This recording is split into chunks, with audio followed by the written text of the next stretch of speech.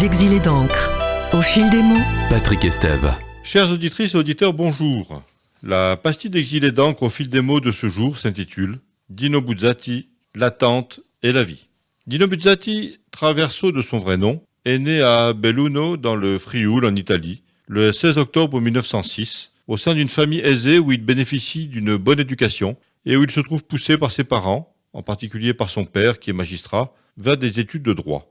En 1924, au terme de son parcours universitaire à Milan, il entre en qualité de chroniqueur au Corriere della Sera, le célèbre quotidien national italien, où il restera pratiquement jusqu'au terme de son existence, après avoir gravi tous les échelons de la rédaction.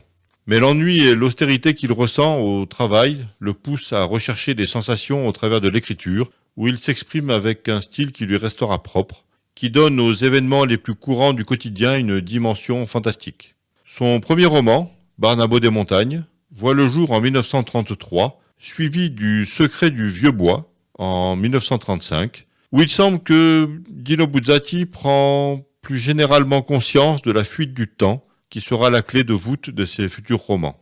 En 1936, Buzzati est envoyé par le journal dans le désert africain, où il élabore le cadre de son fameux roman, Le désert des Tartares, paru en 1940, où il transpose l'atmosphère de la rédaction à celle d'un fort militaire, où le caractère du personnage central, Drogo, qui veut guerroyer malgré tout, attend l'ennemi sans jamais pouvoir le combattre, et ce, jusqu'à l'absurde de la mort dans une auberge, après son départ du front, sans avoir combattu. Dans cette allégorie hors du temps et de la réalité, Buzzati transmet une perception personnelle de l'écoulement des heures et des journées, empreinte de routine, qui traduisent une impression et une sensation où vacille l'univers du personnage central. Le désert des Tartares rencontre rapidement un succès mondial, et une adaptation cinématographique tournée dans la forteresse de Bam, dans le sud de l'Iran, adaptée en 1976 par Valerio Giulini sous le même titre. Après le désert des Tartares, survient la Seconde Guerre mondiale où Buzzati tarde à reprendre une activité éditoriale et une succession d'expériences personnelles malheureuses, dont une déception amoureuse en 1959 qui lui inspire Un amour, publié en 1964, après une renaissance due à sa rencontre avec Almerina Antoniazzi, jeune, belle et douce, qui restera sa compagne jusqu'au bout. Un amour est la réponse à l'attente de Drogo dans le désert des Tartares, où l'amour, pour Buzzati, est une réponse au sens de la vie. En 1966, Dino Buzzati publie Le Cas, son second ouvrage mondialement connu, où l'on retrouve la parabole si chère à l'écrivain, qui en fait son outil principal pour approcher un réel toujours fuyant et le traduire avec humilité et le moins possible de déformation. Les romans de Dino Buzzati sont essentiels et contiennent autant de paraboles que d'impressions de traversée des apparences dans une quête de l'essence des êtres comme des choses.